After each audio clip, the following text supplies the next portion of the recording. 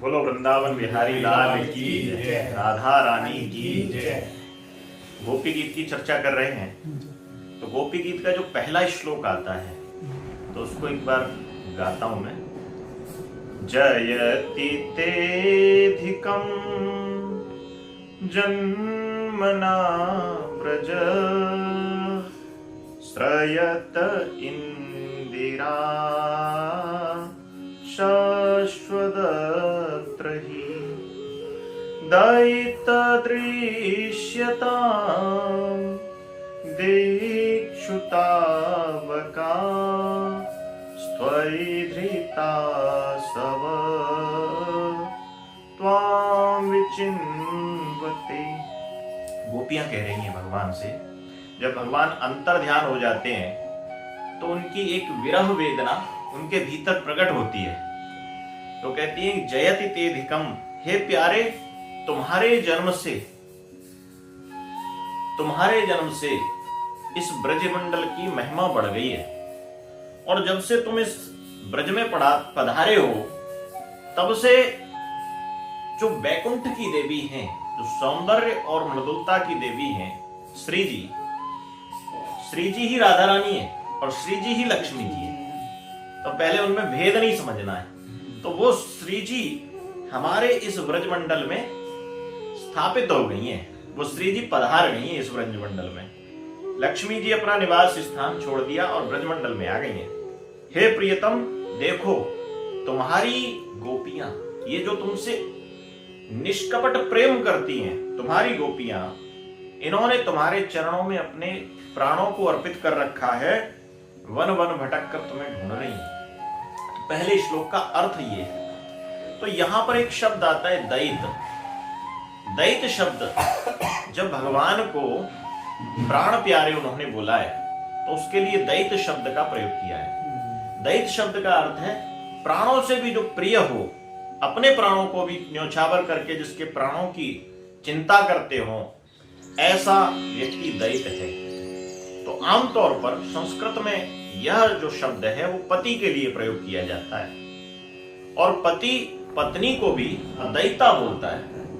तो उसके लिए प्रियतमा सबसे उत्तम शब्द है। ये संस्कृत का बड़ा सात्विक और शुद्ध शब्द है, और इसी शब्द से बना है दुहिता। दुहिता जो शब्द है वो बेटी के लिए प्रयोग किया जाता है, क्योंकि हर घर में उस समय, एक समय था भारतवर्ष में, हर घर में गाय होती थी और गाय को दोहने का एक प्रक्रम चलता था। तो बेटी जब बड़ी होती थी तो उसके मन में एक कल्पना होती थी कि मैं भी बड़ी होंगी और गाय को दोहने का कार्य मैं करूंगी। तो बेटी का ही दायित्व बन जाता था। जैसे ही वो सामर्थ्यवान होती थी, कुछ करने लायक होती थी, तो वो बेटी ही गाय को दोहती थी। तो इसलिए उसका नाम दुहिता पड़ गया। जब भी बेटी अपने मायके से विदा होती थी और ससुराल के लिए जाती थी तो पूरा परिवार तो रोता ही था। वो जो गाय आंगन में बंधी होती थी उसकी आंखों में भी आंसू चल रहे होते थे। तो ये दुहिता जो शब्द है बड़ा ही प्यारा और बड़ा ही मोहक शब्द है, बड़ा ही पवित्र शब्द है। तो सबसे पहले कि जब गोपियां कह रही हैं हे प्राण प्यारे, तुम जब से इस ब्रजमंडल में तुम्हारा जन्म हुआ है ना, तब से श्री जी जो बैकुंठ की देवी हैं वो हमारे यहाँ पर उनका परमानेंट निवास बन गया है, उनका स्थायी निवास बन गया है। तो देखो भगवान जहां पर होते हैं तो वहां पर लक्ष्मी जी का आगमन निश्चित है, क्योंकि उनके चरणों की अनुगामिनी है लक्ष्मी जी। तो जहां भगवान आएंगे वहां पर लक्ष्मी जी आएंगी। लक्ष्मी जी कभी श्री जी के रूप में आ रही हैं, कभी रुक्मणी जी के रूप में आ रही हैं, किसी राधा जी के रूप में आ रही हैं। तो लक्ष्मी जी किसी न किसी रूप में वहां पर आएंगी। तो गोपियों का कहना है कि तुम्हारे आने से इस ब्रजमंडल की शोभा बढ़ गई है, क्योंकि लक्ष्मी ने वो सौंदर्य बिखेर रखा है चारों तरफ। देखो, अगर हम फूलों की बात करें तो इतनी मधुर मधुर सुगंधी के इतने नए नए तरह के फूल खिल रहे हैं इस ब्रजमंडल में। इसकी शोभा देखने लायक है। तो वो पूरे धरती को अगर देवता लोग भी देखते होंगे तो ब्रजमंडल का दृश्य उनको अलग दिखता होगा। उनका कहना ये है। तो जहां भी आमतौर पर क्या होता है कि लक्ष्मी जी का जो पूजन करते हैं वो बहुत लोग पूजन करते हैं, लेकिन केवल लक्ष्मी जी का पूजन करने से लक्ष्मी जी स्थायी नहीं रहती, क्योंकि लक्ष्मी का स्वभाव जो है वो चंचला है। तो कुछ समय के लिए तो लक्ष्मी जी रहेंगी, लेकिन जैसे ही लक्ष्मी जी जैसे ही कुछ दिनों बाद, वो चंचला स्वभाव होने के कारण वो कुछ दिनों बाद अपने स्थान से चली जाती है। तो लक्ष्मी का पूजन कैसे करना चाहिए? नारायण के संग करना चाहिए, क्योंकि नारायण के संग वो गरुड़ वाहिनी होती हैं, और अकेली आती हैं तो उल्लू वाहिनी होती हैं, उल्लू पर बैठकर आती हैं। तो उल्लू पर बैठकर आएंगी तो उल्लू बनाकर चली जाएंगी, और नारायण के संग जब आएंगी तो वो स्थायी रहेंगी आएंगी, क्योंकि नारायण यानी भक्ति स्वरूपाए लक्ष्मी साक्षात। तो गोपियों का कहना है कि जब से आप आए हो दैत्य, तब से इस ब्रजमंडल की शोभा बढ़ गई है। तो बहुत सारे कथाकारों ने, बहुत सारे संतों ने उसका रस लिया है। देखो, इस बात का रस लिया है। तो संतों ने कहा कि भगवान जब मिले हैं बाद में, तो उन गोपियों और भगवान के बीच में वार्तालाप हुई है। तो भगवान ने कहा कि आपने कहा था कि मेरे आने से ब्रजमंडल की शोभा बढ़ गई है, इसका मतलब ब्रजमंडल पहले से सुंदर नहीं था। तो गोपियों ने कहा कि भाई ब्रजमंडल पहले से सुंदर था। भगवान ने कहा कि क्या प्रमाण है कि ब्रजमंडल पहले से सुंदर था? तो गोपियां कहती हैं कि आप आए, यही प्रमाण है कि ब्रजमंडल पहले से सुंदर था। आपका आना इसीलिए हुआ इस सुंदर ब्रजमंडल में। हाँ, आपके आने से और बढ़ गई है, क्योंकि सौंदर्य और मृदुलता की देवी लक्ष्मी जी यहाँ पर निरंतर निवास करने लगी हैं। इसलिए अगर हम भगवान कहाँ हैं? वैकुंठ में विराजमान है। श्री हरि नारायण भगवान जो अवतार लेते हैं भक्तों पर कृपा करने के लिए, तो ब्रजमंडल में उन्होंने श्री कृष्ण के रूप में अवतार लिया है। ब्रजमंडल और वैकुंठ की अगर हम दृष्टि को देखें तो वैकुंठ के भीतर क्या है? वैकुंठ के भीतर भगवान नारायण महाराजाधिराज के रूप में बैठे हुए हैं, और इतना वैभव है। उनके अनुचर, उनके पार्षद उनके आसपास लगे हुए हैं, कार्य कर रहे हैं। उनके दर्शन करने के लिए लाइन लगानी पड़ती है। उनके दर्शन करने का एक बहुत बड़ा प्रोटोकॉल है, उनका बहुत बड़ा प्रोटोकॉल है। उनके समीप जाना वैकुंठ में ये बहुत सहज नहीं है। हाँ, क्षण भर के लिए आप लाइन में जाओ तो थोड़ी थोड़ी देर कह के गोविंदा गोविंदा कह के और आगे भगा देते हैं। जैसे आप तिरुपति बालाजी में भी जाओगे तो वहां दर्शन करने के लिए गोविंदा गोविंदा आगे बढ़ा देते हैं। वैसे ही भगवान का वो एक प्रोटोकॉल है, लेकिन वहां का जो वातावरण है वो अत्यंत दिव्य है। तो वहां पर ब्रजमंडल, जहां पर भी भक्त लोग वैकुंठ में विराजमान रहते हैं, उनको ऐसी अनुभूति है कि भगवान के पास रहते हैं। लेकिन वही परब्रह्म परमात्मा श्री हरि नारायण जब ब्रजमंडल में आ जाते हैं तो यहाँ पर वो सहज हो जाते हैं, उनसे मिलना बड़ा इजी हो जाता है। गोपियां उनको अपने प्रेम बंधन में बांध लेती हैं, रस्सी से बांध लेती हैं, माखन चोरी लीला करते हैं। गोपियों की रक्षा के लिए वो कालिया दमन करते हैं। अघासुर बकासुर तमाम राक्षसों को वो समाप्त कर देते हैं कि गोप और गोपांगनाओं की रक्षा के लिए। तो ये भगवान की सहजता है। भगवान हर समय ब्रजमंडल में किसी से भी मिलने के लिए तत्पर हैं। यानी भगवान स्वयं ब्रजमंडल में भक्त से मिलना चाह रहे हैं, और वहां पर वैकुंठ में भक्त स्वयं भगवान से मिलना चाह रहे हैं। यहां पर श्री जी स्वयं आकर सभी भक्तों पर कृपा कर रही हैं ब्रजमंडल में, और वहां पर भी श्री जी की कृपा रहती है। दोनों में कोई कम नहीं है, वैकुंठ भी कम नहीं है, ब्रजमंडल भी कम नहीं है। पर व्यक्ति जिंदा रहता है, जीवित रहता है तो ब्रजमंडल में कृष्ण का साक्षात्कार कर रहा है, और व्यक्ति शरीर त्याग कर जब भगवान के चरणों में जाता है तो वैकुंठ धाम में प्राप्त उसको होता है। तो इस तरह से ये ब्रजमंडल और वैकुंठ की महिमा है। हरिदास जी कहते हैं कि देखो, उन्होंने ब्रजमंडल और वैकुंठ को उन्होंने अपनी भक्ति की दृष्टि से उन्होंने बताया कि वृंदावन वैकुंठ दो तौले हैं हरिदास, और भारी सो धरती रहो, हल्को गयो आकाश। तो हमारे जो हरिदास जी हैं वो कहते हैं, जिन्होंने बाग के बिहारी जी को प्रकट किया है, वो कहते हैं कि देखो, वृंदावन की महिमा को बखान करते हुए कहते हैं कि जो हल्का था वो तो ऊपर उठ गया, वो वैकुंठ हो गया, और जो भारी था वो धरती पर रह गया। तो इसलिए भैया भारी तो हमारा वृंदावन ही है, वृंदावन के रसिक हैं। तो वृंदावन के रसिकों की महिमा, इतना सुंदर भाव है बोले कि मैं तो वृंदावन में, बहुत सारे संत ऐसे हैं जो कि अपना जीवन समर्पित करना चाहते हैं केवल वृंदावन की रज में। सगुणोपासक मोक्ष न ले, ये तुलसीदास जी ने कहा है कि जो सगुण के उपासक है ना, जो राम का रस पी रहे हैं, जो कृष्ण का रस पी रहे हैं, वो मोक्ष नहीं चाहते। वो नहीं चाहते कि मैं वैकुंठ जाऊं। वो कहते मेरा जो जीवन है ना, इस वृंदावन की माटी में मिल जाए। इस माटी में, जो वृंदावन की माटी में जो मेरा जीवन मिल जाएगा, तो उन गोपियों के, उन श्री कृष्ण के सखाओं के चरणों की रज मेरे ऊपर पड़ेगी तो मैं धन्य हो जाऊंगा। तो जो रसिक हैं, स्वामी हरदास, वो कहते हैं तो वृंदावन में ही रहना है। और तमाम रसिक केवल वृंदावन की मिट्टी में। आज प्रेमानंद बाबा प्रवचन कर रहे हैं, उन्होंने संकल्प किया है कि वृंदावन से बाहर मैं जाऊंगा नहीं कभी। जब तक जीवन है वो वृंदावन में ही है, वृंदावन की मिट्टी में ही मिल जाना है मुझे। तो ऐसे ऐसे संत हैं। तो वृंदावन की महिमा भगवान के कारण नहीं है, वृंदावन की महिमा उनके भक्तों के कारण है। उनका भक्त जो इस स्तर का है कि भगवान से एक सखा के रूप में, एक वात्सल्य भाव में उनसे आत्मीयता बनाता है। और तो और जब उद्धव जी गोपियों को प्रवचन देने के लिए गए, भगवान श्री कृष्ण को जब वो अपना सांख्य दर्शन और तमाम ज्ञान योग की शिक्षाएं दे रहे थे, तो भगवान श्री कृष्ण ने कहा कि भाई देखो, मुझे मत सिखाओ, तुम जाओ गोपियों को सिखाओ, गोपियां मेरे विरह में पागल हैं। तो बोले कि ठीक है, मैं अपना ज्ञान जाकर वहां पर देता हूं। जब गोपियों से उनका वार्तालाप हुआ, तो गोपियों ने जो अपना तत्व दर्शन, जो अपनी भक्ति की उत्कर्ष अवस्था को प्रकट किया, तो उद्धव जैसा ब्रह्म ज्ञानी भी नतमस्तक हो गया और उनके चरणों में लेट गया। बोले कि मेरा ज्ञान कुछ नहीं है आपकी भक्ति के आगे। और तब उन्होंने भगवान से ये मांगा कि मुझे अगर हो सके तो इन ब्रज की लता पता बना देना।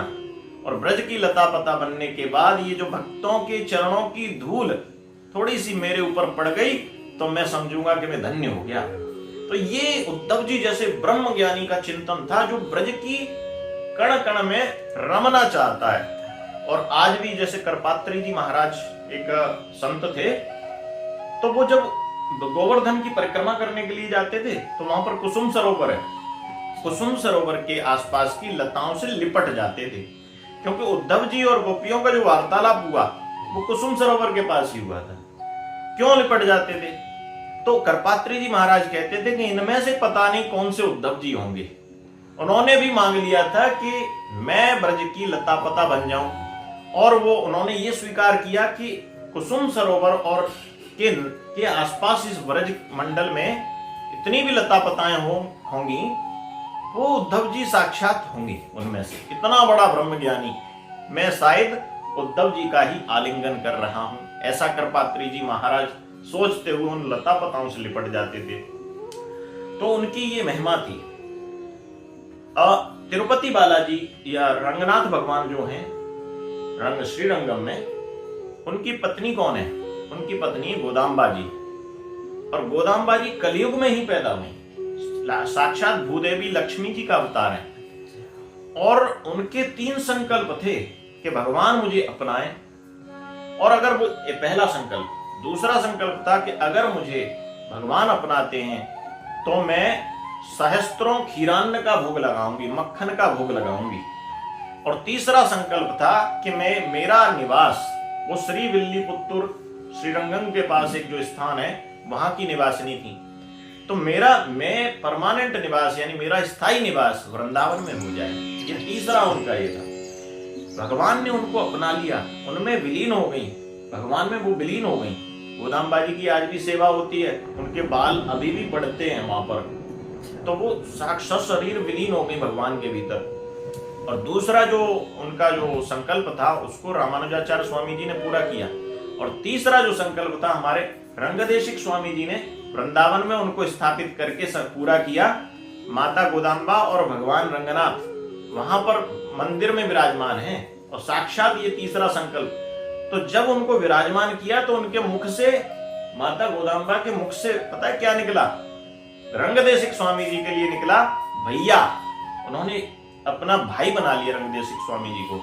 तो ये वृंदावन के ब्रज की महिमा है कि साक्षात लक्ष्मी जी भी वहां पर आने के लिए आतुर है। गोदाम्बा जी वहां पर विराजमान हुई हैं, श्रयत इंदिरा, श्रयत इंदिरा, इंदिरा यानी लक्ष्मी वहां पर खेल रही है, पड़ी हुई है, बस आनंद ले रही है उस ब्रज रज का।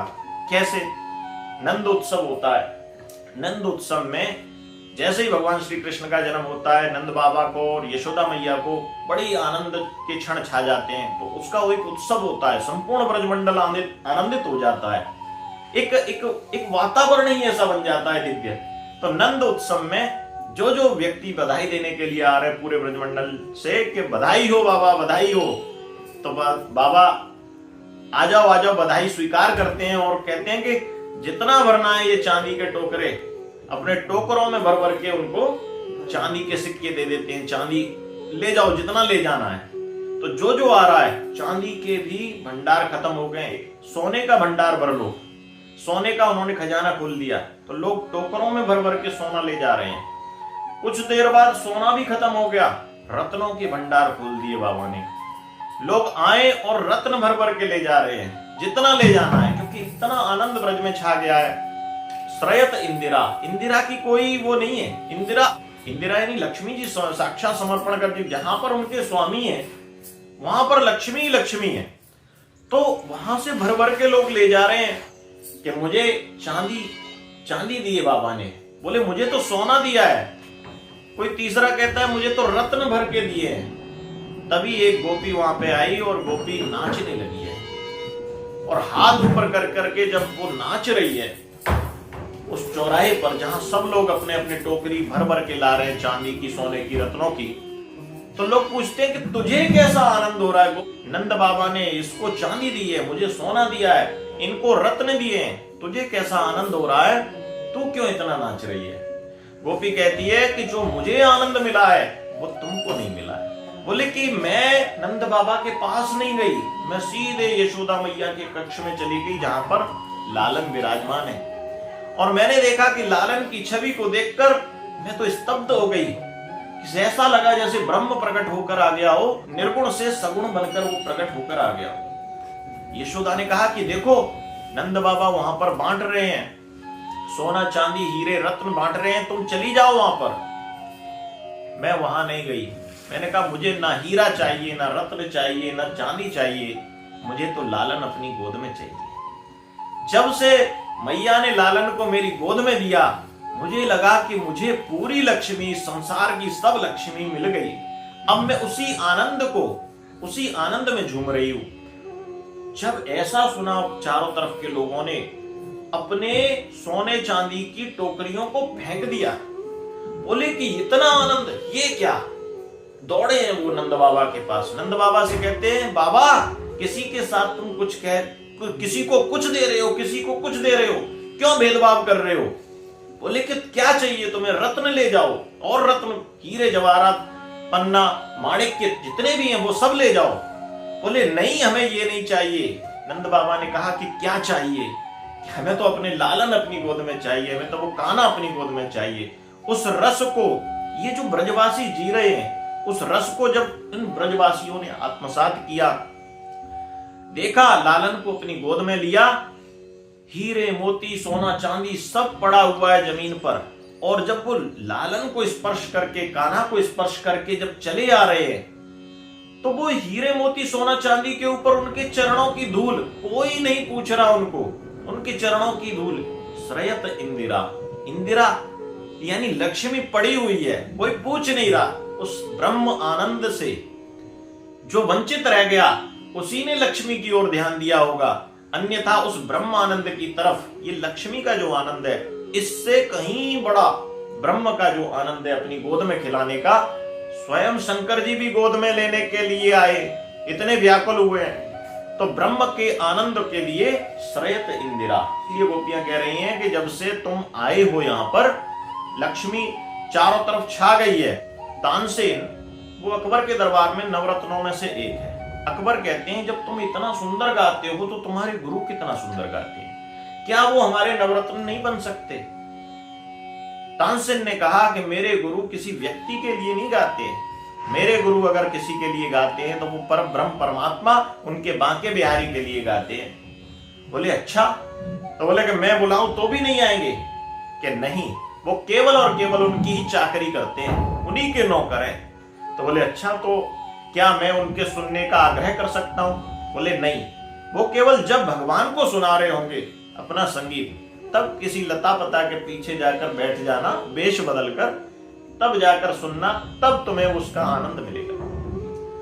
अकबर ऐसा ही करता है, लता पताओं के पीछे बैठ जाता है, वेश बदलकर हरदास जी का वो मधुर संगीत सुनता है, और उसके बाद जो अनुभूति होती है उसको अकबर को, अकबर कहता है कि महाराज, मैं इस हिंदुस्तान का बादशाह हूं और आपसे आग्रह करता हूं कि आप मुझे कोई सेवा प्रदान करें।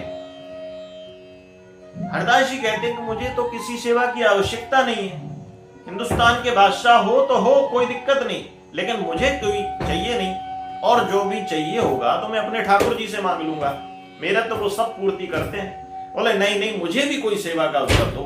हाथ जोड़ के जब वो सामने आ जाता है तो कहते हैं चलो तुम इतना कह रहे हो तो मैं तुमको बताता हूं कि यमुना जी के घाट की एक सीढ़ी थोड़ी सी टूट गई है, उसको रिपेयर करवा दो, उसको सही करवा देना। अकबर को थोड़ा सा अहंकार सा होता है कि मैं इतना बड़ा बादशाह, एक छोटे सा सीढ़ी कहो तो मैं पूरा घाट बनवा दूं? तो बोले नहीं नहीं, तुम केवल छोटी सी सीढ़ी को रिपेयर करवा दो, सही करवा देना, बस इतना सा काम है। अकबर थोड़ा उदास होकर चला गया कि कैसा काम दिया है, तो खुद नहीं गया वहां पर। उसने 2 आदमी भेजे कि जाओ रिपेयर करके आओ। वो आदमी वहां घूमकर आए और अकबर के पास पहुंचे कि महाराज, बोले क्या हुआ, वो रिपेयर नहीं की तुमने? तो बोले कि महाराज थोड़ा आप देख लें तो सही रहेगा, एस्टीमेट बनने में थोड़ा सही रहेगा, और आप जाओ और 2 समझदार आदमियों को जरूर ले जाना। तो अकबर चक्कर में पड़ गया कि एक छोटी सी सीढ़ी को सही करने के लिए मैं जाऊं और 2 समझदार लोगों को। तो बोले चलो खैर कोई बात नहीं, तो बीरबल ने समझाया होगा कि भाई चले जाओ। तो गए तो देखा तो वहां के यमुना के घाटों की जो सीढ़ियां थी वो दिव्य रत्नों से परिपूर्ण थी।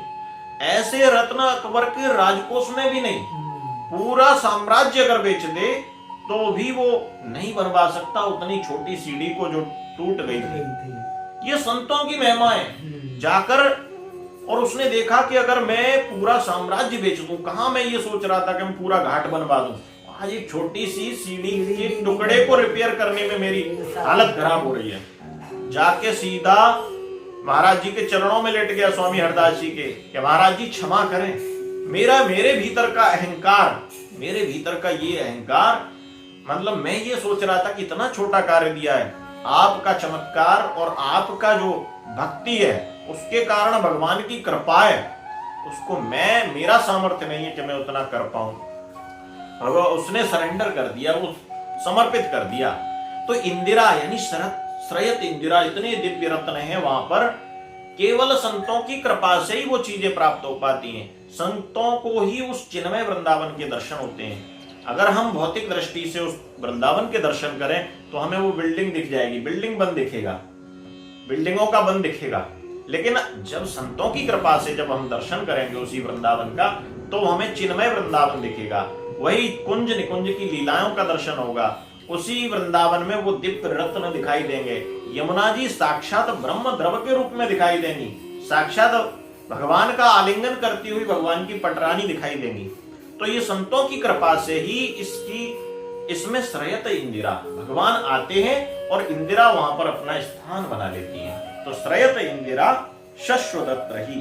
अष्ट सखाओं में से किसी ने कहा है कि वृंदावन साचो धन भैया, जहां श्री राधा चरण रेणु की कमला लेत बलैया, जहां पर श्री राधा के चरणों की जो कण होते हैं उसकी बलैया लेती है कमला। कमला यानी लक्ष्मी। श्री राधा जी की इतनी महिमा है। भगवान श्री कृष्ण की पटरानी रुक्मणी जी, भगवान श्री कृष्ण की पटरानी की बलैया लेती है। किसकी? राधा जी की भी बलैया लेने की सामर्थ्य नहीं है। उनके चरणों से जो रज स्पर्श हो जाती है उसकी बलैया लेती है रुक्मणी जी।